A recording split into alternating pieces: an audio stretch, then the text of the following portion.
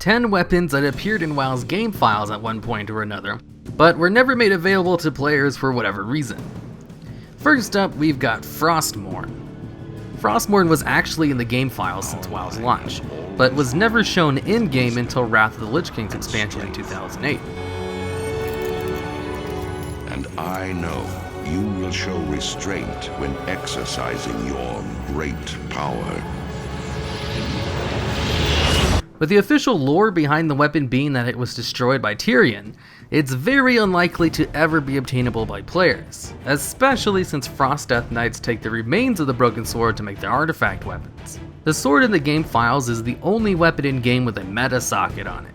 For those of you who probably don't remember, meta sockets were only ever in helms and could only be socketed with special meta gems, which were stronger than normal gems.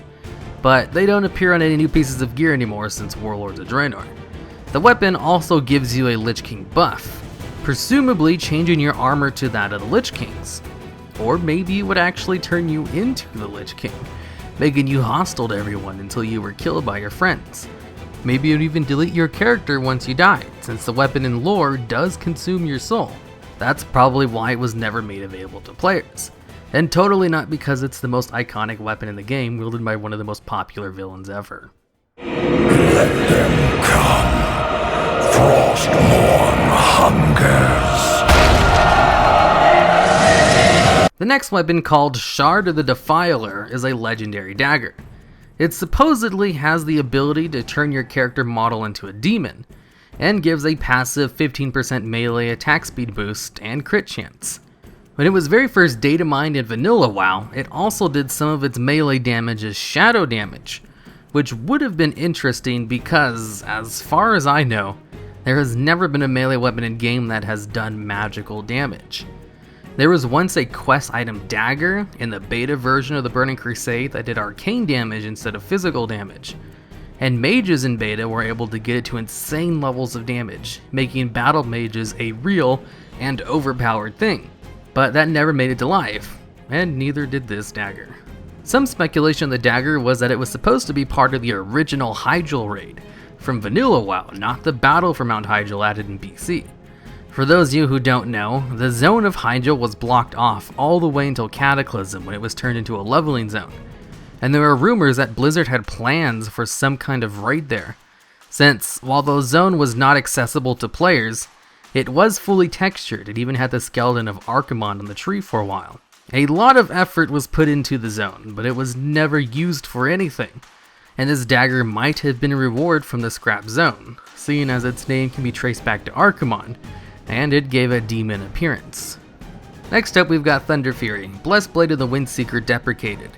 Now, Thunderfury, Blessed Blade of the Windseeker is a legendary very much in the game, but this weapon, Thunderfury, Blessed Blade of the Windseeker Deprecated, has the same stats as the regular Thunderfury, Blessed Blade of the Windseeker, just without the chance on hit effect, or any model data. But what's interesting about Thunderfury, Blessed Blade of the Windseeker Deprecated is that it has always required you to be level 100 to equip it. Way back, years ago, before Warlords of Draenor was even a thought in the developers' minds, and the max level was still 60. Most of the weapons in this video will either not have a weapon requirement or have one appropriate to the time the weapon was added to the game. Thunderfury, Blessed Blade of the Windseeker Deprecated is probably the first weapon ever put into the game files that had the level requirement of 100. The next weapon on this video is actually a fishing pole. Crafty's pole is the only legendary fishing pole in the game files. It only requires a level 1 in fishing to use and gives you 1,000 skill increase in fishing. The pole was most likely used to test fishing, and probably still is to some extent today. The fishing pole has a flavor text that says, "Just holding this fishing pole makes you shiver with excitement. This is possibly the most amazing thing you've ever seen." Most items not made available to players don't have any kind of flavor text. In fact, a lot of items in game don't have flavor text either. There's also an offhand in the game that you can catch by fishing in Orgrimmar called Old Crafty, which this pole is probably a reference to. With the flavor text said to be the craftiest fish in Orgrimmar, it appears he was outsmarted at last. Funny enough, there was a bug for a while that wouldn't allow players to actually loot Old Crafty when he was caught, making it a very elusive to catch fish indeed, really living up to its flavor text. Data mined in vanilla, the original twin blades of Azeroth followed lore a lot more closely than that to the warglaives that did make it into the game and drop from Illidan.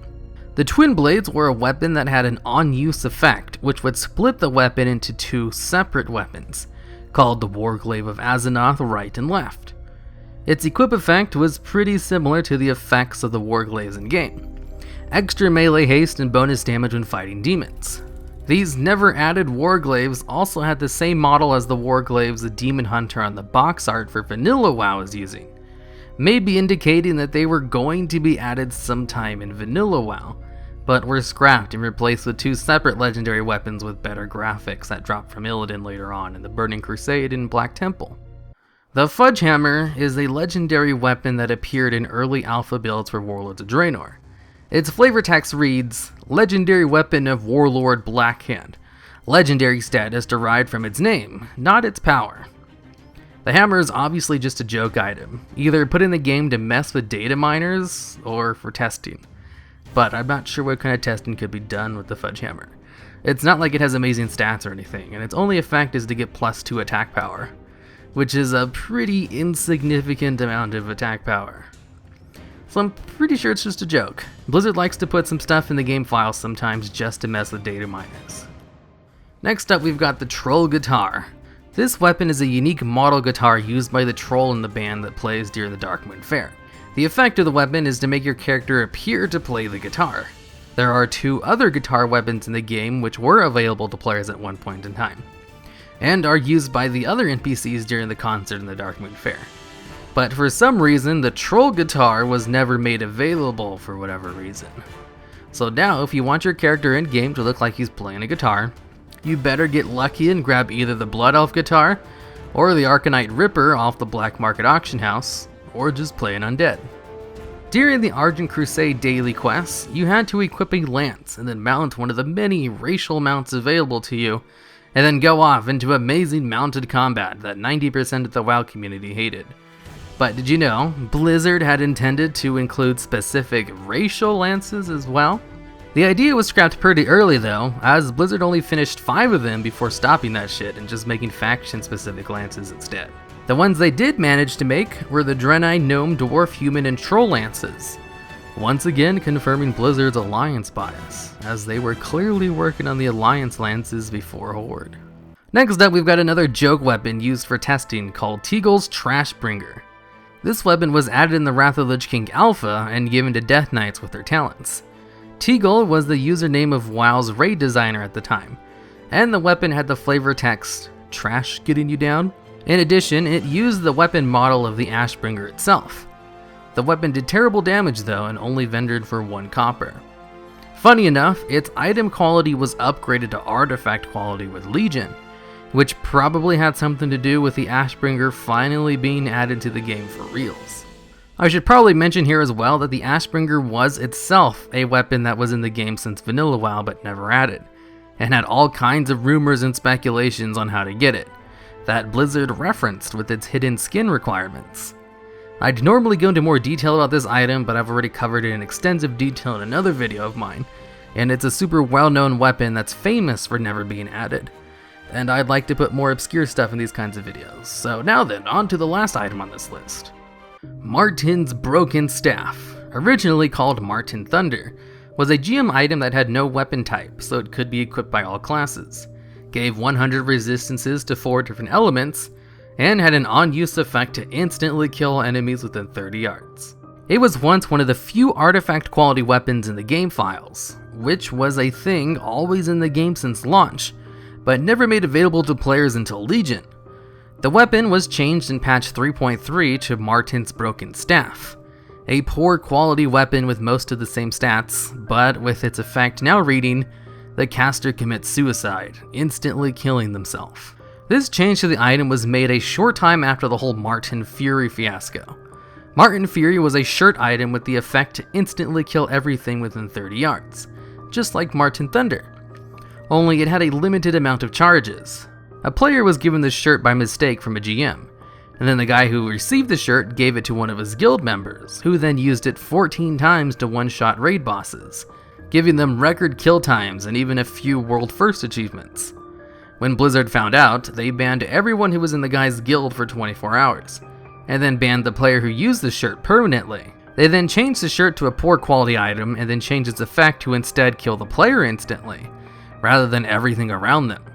This change was most likely made just in case it was given to another player by mistake, and the change was brought over to the GM item Marten Thunder, which was then renamed to Marten's Broken Staff. And that's it for the video. There are a lot of other items and weapons never added to the game that I might cover in a future video.